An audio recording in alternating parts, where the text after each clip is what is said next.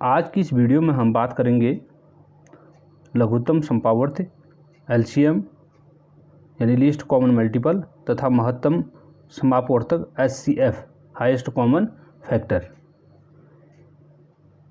इन्हें ज्ञात करने से पहले हम कुछ मैथमेटिक्स की जो इस चैप्टर में इस वीडियोज़ में जो टर्मिनोलॉजी यूज हो रही है उसके बारे में हम डिटेल से स्टडी करें, क्योंकि मैं कई बार बच्चों से मिला हूँ, काफ़ी ऐसे प्रतियोगी छात्रों से मिला हूँ जो बार बार कहते हैं कि सर हमें एलसीएम और एचसीएफ सीधे निकालना हो तो समझ में आता है, लेकिन जब इसके कुछ टर्मिनोलॉजी चेंज होती है तो मैं बड़ी कन्फ्यूजन क्रिएट होती है। आज उसी को मद्देनज़र रखते हुए आज की इस वीडियो में मैं उनको दूर करने का प्रयास करूँगा। देखिए, एलसीएम और एचसीएफ को निकालने से पहले हम इसमें प्रयुक्त टर्मिनोलॉजी को समझेंगे। इसमें हम अपवर्त्य और गुणज, देखिए पहला टर्मिनोलॉजी इसमें यूज होगी अपवर्त्य, दूसरा नाम उसका है गुणज। गुणज और अपवर्त्य एक ही चीज़ है, लेकिन इंग्लिश में इसको एक ही वर्ड में बोला जाता है मल्टीपल। अब ये है क्या, उसके बारे में हम जानते हैं। किसी संख्या का अपवर्त्य या गुणज, ध्यान से सुनिएगा, किसी संख्या का अपवर्त्य या गुणज वे संख्याएं हैं जो उस संख्या से पूर्णतया विभाजित हो जाए। क्या हो जाए? पूर्णतया, यानी कंप्लीटली डिविजिबल। पूर्णतया विभाजित का मतलब शेषफल शून्य, यानी ऐसी संख्या जिससे कोई संख्या पूर्णतः विभाजित होती है तो वो उसका गुणज कहलाती हैं। इसको हम समझेंगे एक उदाहरण के माध्यम से। देखिए, 4 के गुणज, 4 का अपवर्त्य कहो या दूसरा नाम इसको बोलते हैं गुणज। अब 4 के गुणज या अपवर्त्य कौन होंगे? जो 4 से पूरी तरह विभाजित होंगे। 4 से विभाजित कौन होंगे पूरी तरह? जो 4 के पहाड़े में आएंगे, जहाँ से शेषफल शून्य रहेगा।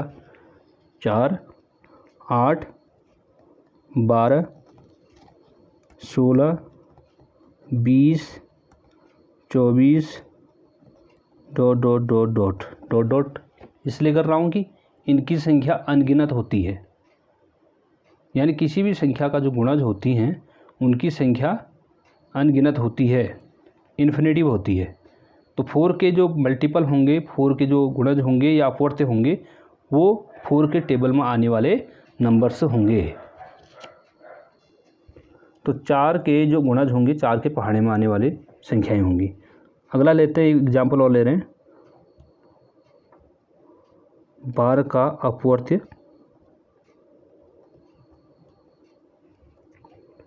या कहें उसको गुणज, या इसको हम कह सकते हैं गुणज। कौन से नंबर्स होंगे? जो 12 के टेबल में आएंगे। कौन कौन से आते हैं? जैसे 12, 24, 36, 48, 60 ... ऐसे नंबर जो 12 के टेबल में आते हैं वो क्या कहलाएंगे? 12 के अपवर्त्य या गुणज। इससे जुड़े कुछ महत्वपूर्ण तथ्य मैं बताता हूँ।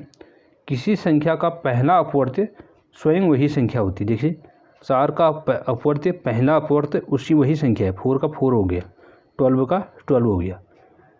तो किसी भी संख्या का जो पहला अपवर्त्य या गुणज होता है या मल्टीपल होता है वो फर्स्ट वही नंबर होता है जो हम ज्ञात करना है। किसी संख्या का अंतिम या सबसे बड़ा अपवर्त्य ज्ञात करना संभव नहीं है। इसका हम सबसे बड़ा जो मल्टीपल है नहीं ज्ञात कर सकते 4 का, न कि 12 का, न किसी और नंबर का। इनकी सीमा निश्चित नहीं होती, यानी अनंत होती है। किसी संख्या का अपवर्त्य संख्या के बराबर या उससे बड़ा होता है।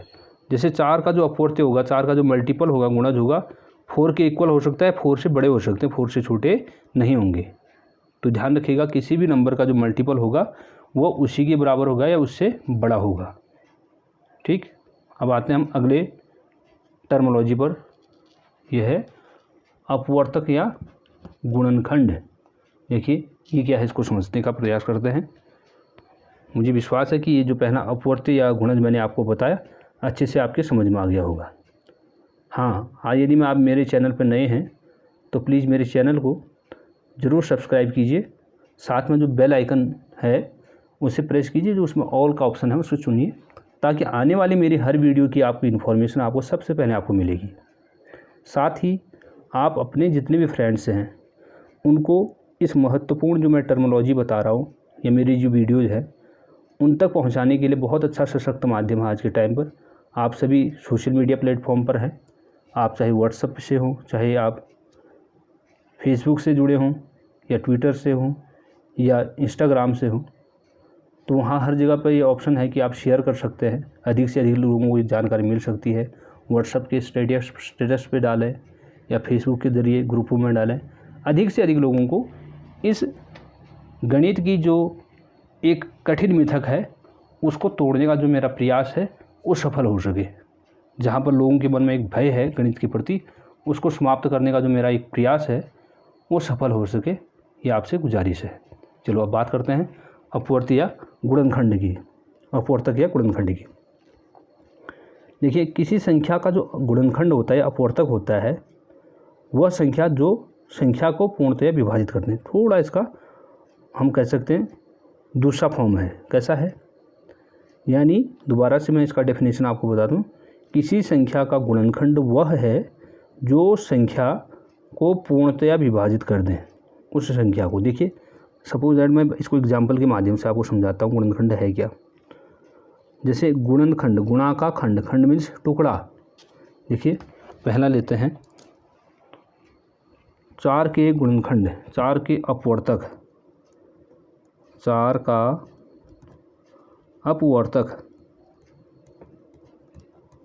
या कह सकते हैं इसको गुणनखंड, या इंग्लिश में बोलें फैक्टर ऑफ 4। ये क्या होंगे? देखिए, 4 के अपवर्तक होंगे जो 4 को पूरी तरह से विभाजित करती हैं। 4 में किसका भाग, 4 को किस कौन कौन से विभाजित करेंगी पूरी तरह? 1 का भाग पूरी तरह जाता है ना 4 में, क्योंकि एक ऐसा नंबर 1 जो सब का फैक्टर होता है, सब को डिवाइड करता है कम्प्लीटली। और किसके टेबल में आता है? 2 के टेबल, 2 2 जा 4, 2 दूना 4, और 3 के टेबल में तो आता ही नहीं कम्प्लीटली। अगला क्या होगा? 4। लेकिन इससे बड़ा नहीं होगा। किसी भी नंबर का जो फैक्टर होता है वह उस संख्या के बराबर या उससे छोटे होते हैं, उससे बड़े नहीं होते। उसके फैक्टर उसी नंबर या उससे छोटे होंगे। जबकि मल्टीपल में क्या था? उस संख्या के बराबर या उससे बड़े, यहाँ उस संख्या के बराबर या उससे छोटे। ये है थोड़ा डिफरेंस। तो यहाँ पर 4 में 1 से, 2 से और 4 से कम्प्लीटली डिविजिबल होगा। 4 को पूरी तरह से विभाजित करेंगे। ऐसे मान लीजिए हम 12 का लेते हैं, या आप ले लेते हैं 24 ले लेते हैं। 24 का गुणनखंड, 24 में किस किस का भाग पूरी तरह जाता है?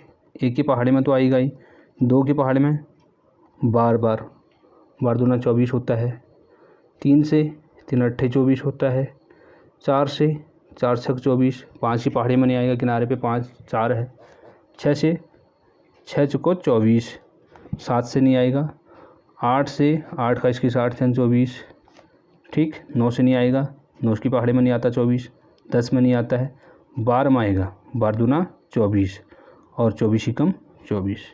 और एक ध्यान रखना, जो फैक्टर होते हैं, गुणनखंड होते हैं, उनकी संख्या फाइनाइट होती है, निश्चित होती है। हर किसी के निश्चित गुणनखंड होते हैं। तो आपकी बात समझ में आई होगी किस तरीके से हम अपवर्त्य और अपवर्तक के बारे में स्टडी कर रहे हैं। कुछ इसके भी महत्वपूर्ण तथ्य मैं आपको बता दूं।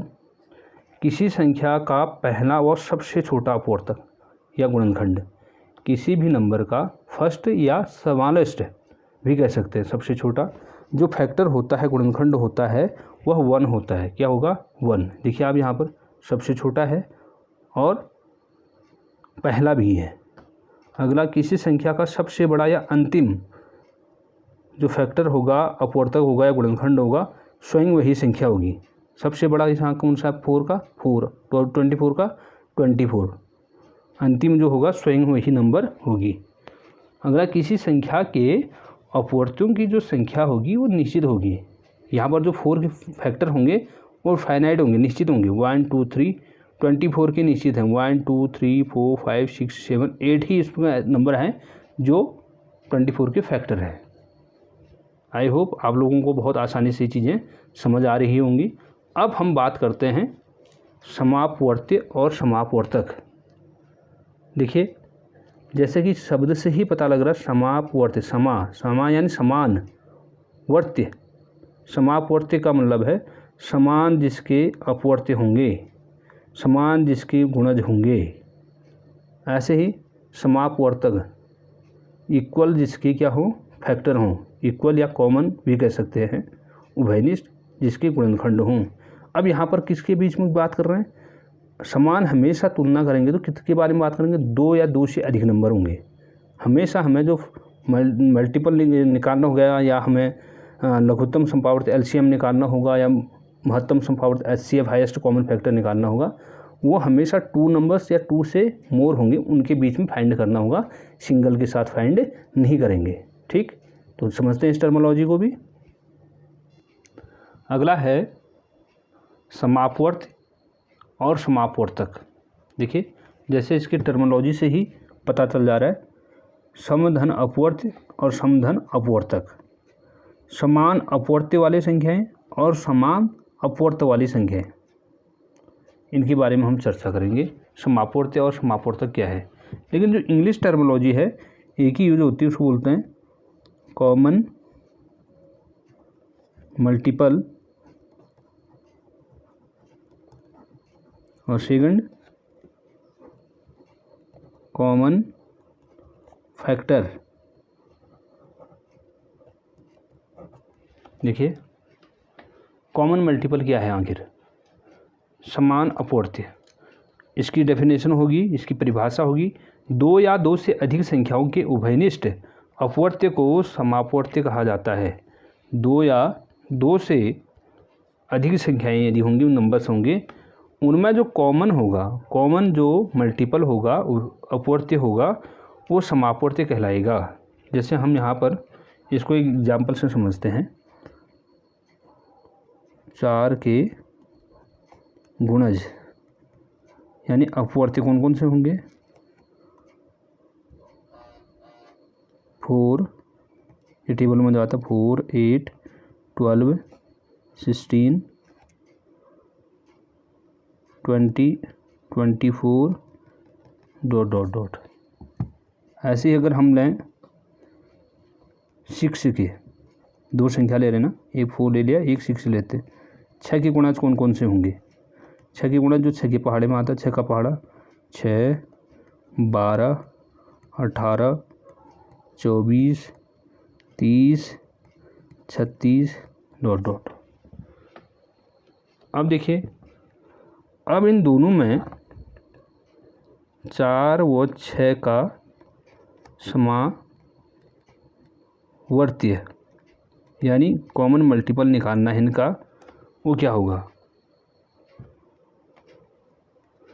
अब देखेंगे हम 4 की गुणज में है लेकिन नीचे नहीं है। 8 ऊपर दिखाई दे रहा है आपको, नीचे नहीं दिखाई दे रहा है 6 के गुणज में। 12 12 आप 4 के गुणज भी है और किसका है? 6 का। तो पहला क्या हो जाएगा? 12।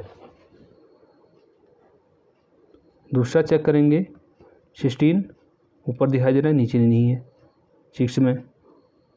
20 4 के टेबल में आता है लेकिन 6 के टेबल में नहीं आता है। 24 6 के टेबल में है और 4 के टेबल में भी है 24। इसमें एक महत्वपूर्ण बात ये होती है, बहुत इम्पोर्टेंट, यदि आपको फर्स्ट नंबर मिल जाए तो बाकी पीछे के नंबर उसी के मल्टीपल होंगे। पहला 12 मिल गया, बाकी 12 का पहाड़ा, 12 का टेबल, बस इसके कॉमन मल्टीपल हो जाएंगे। ठीक, अगला चर्चा करते हैं समापवर्तक की, यानी कॉमन फैक्टर की बात करते हैं। देखिए, कॉमन फैक्टर क्या होगा? इसकी परिभाषा है 2 या 2 से अधिक नंबर, 2 या 2 से अधिक संख्याओं का जो उभयनिष्ठ अपवर्तक होगा उसको बोलते हैं समअपवर्तक। 2 या 2 से अधिक संख्याओं के उभयनिष्ठ जो फैक्टर होगा उसे हम समापवर्तक कहते हैं, यानी कॉमन फैक्टर कहते हैं। देखिए पहला नंबर ले रहा हूँ 4 का अपवर्तक, 4 का अपवर्तक कौन होगा, जो 4 को विभाजित करते हैं, 1 2 4, 1 2 और 4, ये 4 को पूरी तरह से विभाजित करते हैं, इसके फैक्टर यानी गुणनखंड कहलाएंगे। इसी प्रकार से हम 6 का लेते हैं, 6 का अपवर्तक, 6 का गुणनखंड, इसका गुणनखंड क्या हो जाएगा, जो 6 की पहाड़ी में 6 को पूरी तरह से विभाजित करते हैं, 1 2 3 और 6, 1 2 3 एंड 6। अब इन दोनों में देखिए एक तो 1 कॉमन नज़र आ रहा है, तो इसका 4 व 6 का समापवर्तक क्या हो जाएगा, 1 हो जाएगा 1, जो दोनों में कॉमन होता है, 1 2 उधर भी दिख रहा है, ऊपर नीचे दोनों में कॉमन है, बाकी कॉमन नहीं है, तो 1 और 2, 1 और 2 इसका समापवर्तक होगा। तो परिभाषा क्या थी, 2 या 2 से अधिक संख्याओं का उभयनिष्ठ गुणनखंड, उभयनिष्ठ अपवर्तक, उभयनिष्ठ यानी दोनों में कॉमन, वही क्या कहलाते हैं, कॉमन फैक्टर कहलाते हैं। अब हमें जो हमारा टॉपिक का जो पहला चीज़ आपको दिखाई दिया था, लघुत्तम समावर्त्य और महत्तम संपावर्तक, इसको समझने में हमें आसानी होगी क्योंकि हम इससे यूज होने वाली टर्मिनोलॉजी पढ़ चुके हैं। अब आते हैं, हम बात करते हैं लघुत्तम संपावर्तक। अब हम बात करेंगे लघुत्तम संपावर्तक यानी लीस्ट कॉमन मल्टीपल की। ठीक, अभी तक की जो वीडियो थी वो बहुत विस्तृत तरीके से मैं समझा रहा था, अब आपके समझ में आसानी से आ जाएगा। इसकी परिभाषा है 2 या 2 से अधिक संख्याओं का लघुत्तम संपावर्तक यानी एलसीएम वह छोटी से छोटी संख्या होती है जो दी गई संख्या को पूर्णतया विभाजित करती है, जो दी गई संख्या को पूरी तरह से विभाजित करेगी, हो गया, हो जाएगा, इसका एलसीएम हो जाएगा। जैसे अब हम यहाँ पर, जैसे ऊपर एग्जाम्पल में आपको समझाया था मैंने, 4 के गुणज समझाए थे, 6 के गुणज, इन दोनों में हमने कॉमन मल्टीपल निकाला था, कॉमन मल्टीपल क्या आ गया, 12 आ गया। होने में कॉमन मल्टीपल 12 है, 24 है, नेक्स्ट 36 है, इस प्रकार से बढ़ना है। ठीक है, तो हम इसको लिखेंगे जैसे 4 व 6 का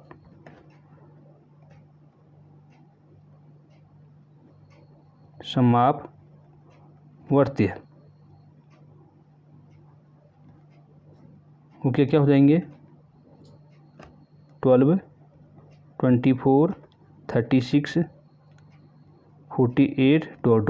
ये दोनों के कॉमन मल्टीपल होंगे। लेकिन एलसीएम क्या कहता है, इनमें से जो कॉमन मल्टीपल है उनमें से जो सबसे छोटा होगा, इनमें से सबसे छोटा कौन सा है, आप देखेंगे इसको 12, जो 12 है ये कॉमन मल्टीपलों में सबसे छोटा है, ये दोनों के कॉमन मल्टीपल हैं।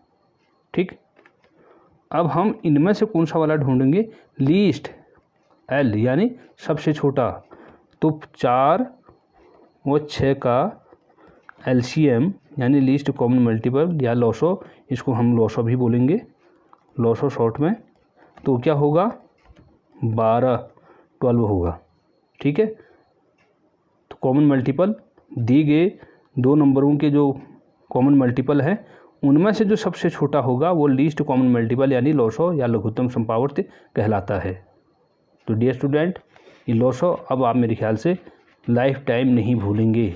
यदि आप इस वीडियो को पहले से लेकर अंतिम तक पूरा देखा है तो मुझे विश्वास है कि आप लोगों के समझ में आ गया होगा। अगर नहीं आया है दोबारा देखिए, पॉज कीजिए, फिर से उसको समझिए, आ जाएगा। अगली आप चर्चा करेंगे HCF यानी हाईएस्ट कॉमन फैक्टर। अगला है बहुत महत्वपूर्ण महत्तम संपावर्तक यानी HCF हाईएस्ट कॉमन फैक्टर। देखिए ये क्या होता है, इसको हम समझने का प्रयास करते हैं, बहुत आसानी से आपकी समझ में आ जाएगा। जरा ध्यान से देखिएगा किस तरीके से इसको हम सॉल्व करेंगे। पहले इसकी परिभाषा है 2 या 2 से अधिक संख्याओं का जो मौसो या महत्तम संपावर्तक या हाईएस्ट कॉमन फैक्टर HCF जिसको हम बोल रहे हैं, वह बड़ी से बड़ी संख्या है जो दी गई प्रत्येक संख्या से पूर्णतया विभाजित करती है, जो दी गई संख्या को पूर्णतया विभाजित करती है। देखिए अगर हम बात करें 12 व 16 का मौसो क्या होगा, महत्तम संपावर्त। पहले हम 12 के यानी 12 के गुणनखंड निकालेंगे।